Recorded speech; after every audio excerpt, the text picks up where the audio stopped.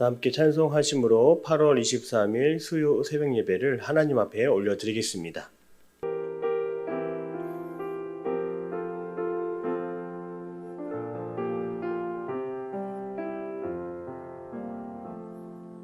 넓고 묘한 그 말씀, 생명의 말씀을, 귀한 그 말씀 진실로 생명의 말씀이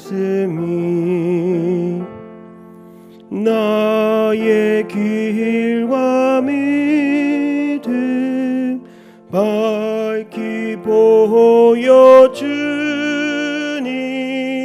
아름답고 귀한 말씀 생명샘이로다.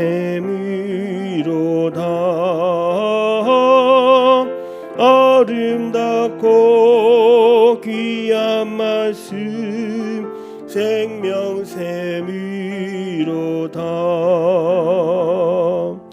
귀한 주님의 말씀은 내 노래 되도다. 모든 사람을 살리는 생명의 말씀을 값도 없이 받아 생명 길을 가니 아름답고 귀한 말씀 생명샘이로다. 아름답고 귀한 말씀 생명샘이로다.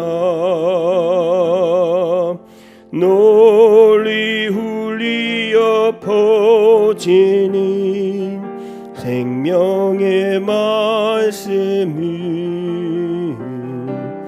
마음의 용서와 평안을 골고루 주나니 다만 예수 말씀 듣고 복을 받네. 아름답고 귀한 말씀 생명샘이로다.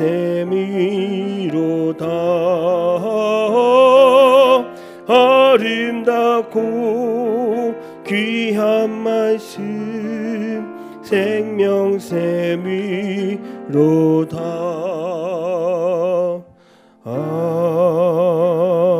아멘.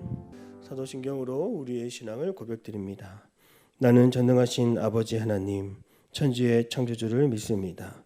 나는 그의 유일하신 아들 우리 주 예수 그리스도를 믿습니다. 그는 성령으로 잉태되어 동정녀 마리아에게서 나시고 본디오 빌라도에게 고난을 받아 십자가에 못 박혀 죽으시고 장사된 지 사흘 만에 죽은 자 가운데서 다시 살아나셨으며 하늘에 오르시어 전능하신 아버지 하나님 우편에 앉아 계시다가 거기로부터 살아있는 자와 죽은 자를 심판하러 오십니다. 나는 성령을 믿으며 거룩한 공교회와 성도의 교제와 죄를 용서받는 것과 몸의 부활과 영생을 믿습니다. 아멘. 찬송가 197장 박수하며 찬송하겠습니다.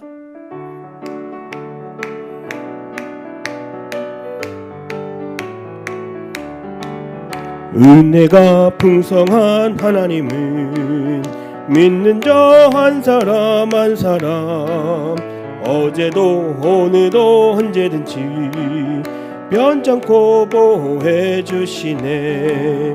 주여 성령의 은사들이 오늘도 내리어 주소서.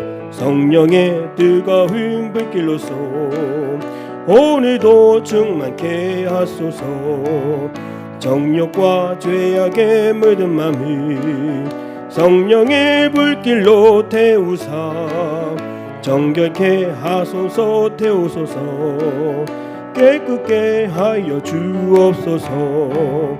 주여 성령의 은사들이 오늘도 내리어 주소서. 성령의 뜨거운 불길로서 오늘도 충만케 하소서. 희생의 제물로 돌아가신 어린 양 우리 주 예수여, 구속의 은혜를 내리시사 오늘도 구원해 주소서.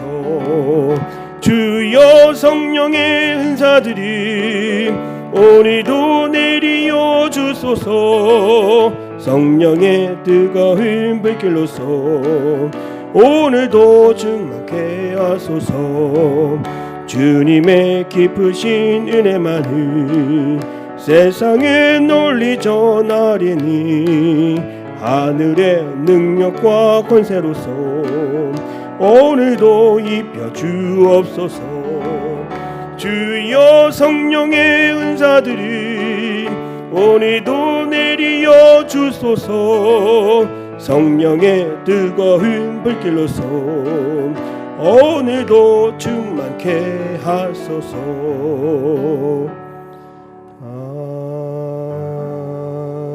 아멘. 오늘 하나님이 주시는 말씀은 이사야 63장 1절에서 6절 말씀이 되겠습니다.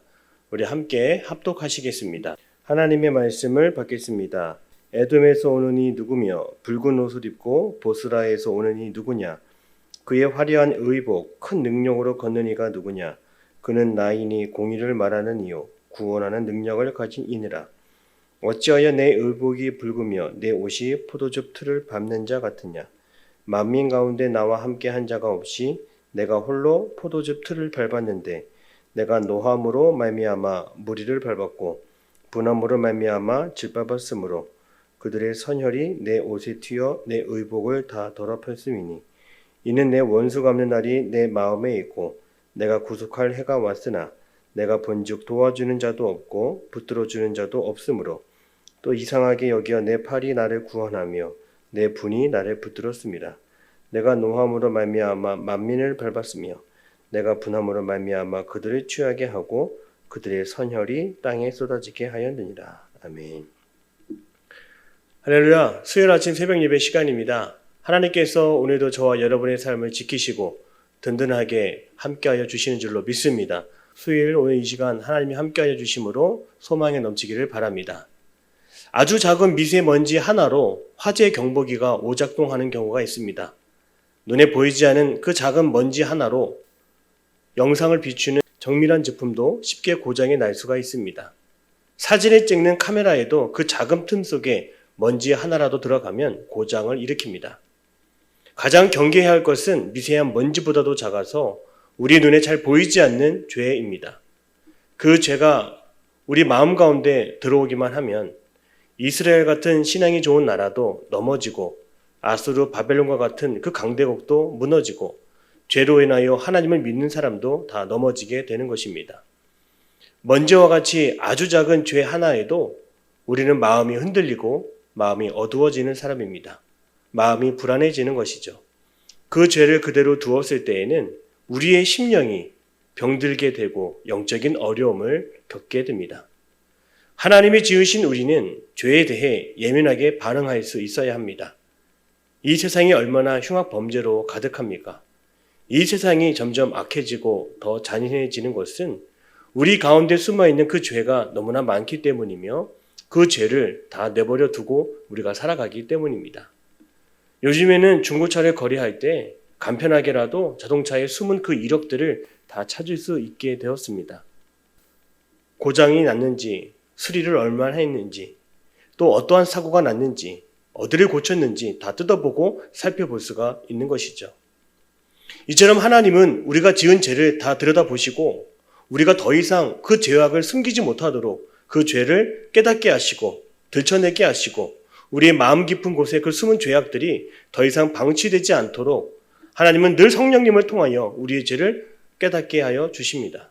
오늘 성령님이 저와 여러분과 함께 할 때에 우리 마음에 해와 같이 밝은 빛을 비춰주셔서 내 마음의 불을 켜주실 때 이 마음 가운데 숨어있는 더러운 죄악들을 다 하나님 조명해 주셔서 그 죄악들이 다 떠나가는 역사가 나타나게 될 줄 믿습니다. 그러나 오늘 성경에는 끝까지 자기 죄를 모르며 마지막까지 자신의 죄를 숨기고 있던 한 민족이 등장합니다. 그 나라는 바로 에돔입니다. 에돔은 지리상으로 남유다 바로 밑에 붙어있는 나라입니다. 무엇보다 이삭의 쌍둥이 아들 야곱과 에서 가운데 에서의 후예들이 바로 에돔 지역에 살고 있습니다. 에서가 북다라는 그 별명을 가진 것처럼 에돔은 하나님을 떠나 죄악으로 붉게 물든 지역을 상징합니다. 이 에돔은 이스라엘의 야곱의 피를 나눈 형제였지만 성경 곳곳에서 이스라엘의 원수를 상징하고 그 에돔은 심판받을 민족으로 자주 등장합니다. 특히 오바댜서 1장 12절의 말씀을 보면 이 에돔은 이스라엘 백성들이 바벨론의 포로가 될 때 이 에돔 사람들은 너무나 즐거워하고 기뻐했다라고 말합니다. 그 에돔이 자신의 형제 나라 유다가 바벨론에 의해 포로가 되고 고난당할 때 그 유다의 멸망을 기뻐했던 것입니다.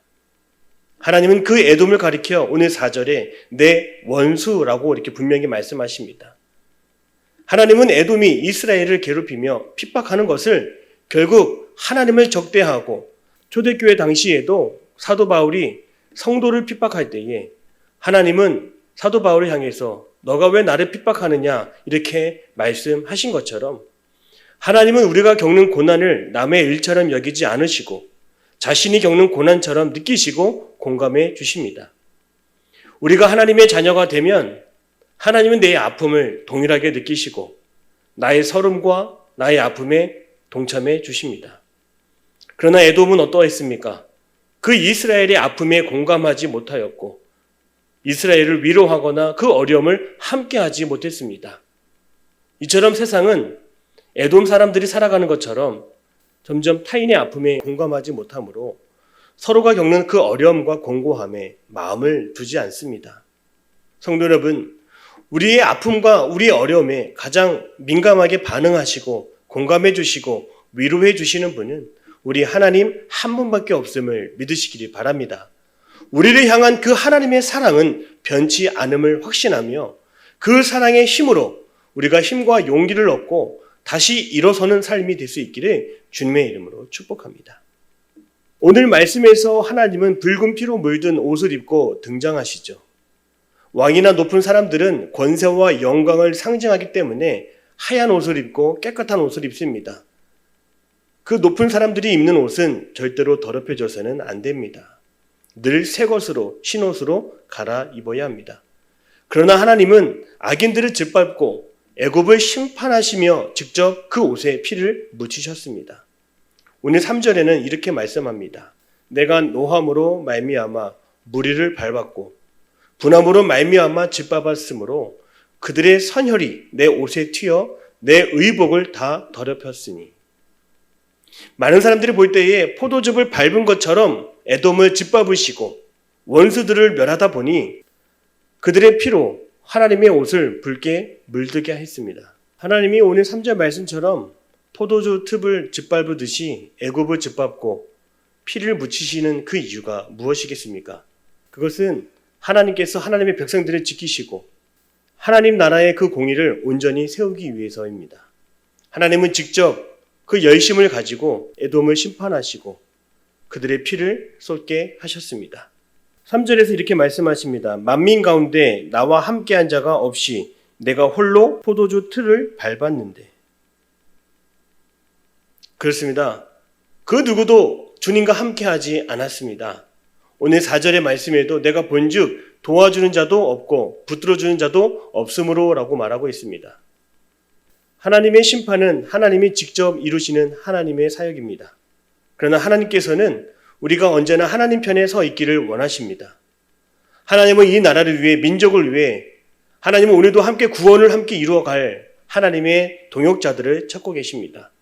온 열방에 흩어진 하나님을 믿는 자들이 점점 많아지기를 원하시고 죄에서 돌이켜 하나님의 자녀가 될 수 있도록 하나님은 늘 우리를 하나님 편으로 부르시고 함께하기를 원하십니다. 지금도 그 누구보다 가장 큰 열심과 열정으로 인간의 모든 죄악을 멸하시며 하나님의 나라를 세워가기를 원하시는 그 하나님께 오늘 우리가 하나님 나라의 기도의 동역자가 되고 하나님 나라의 청지기로 또한 하나님 나라의 파트너로 귀하게 쓰임받을 수 있기를 주님의 이름으로 축복합니다. 이 세상을 구원하시기 위한 그 하나님의 열정을 우리가 마음에 담고 오늘 우리를 지키시고자 하는 그 하나님의 은혜와 사랑을 깊이 묵상하며 또 그 하나님의 일하심을 우리가 묵상할 수 있는 우리의 하루가 되기를 바랍니다.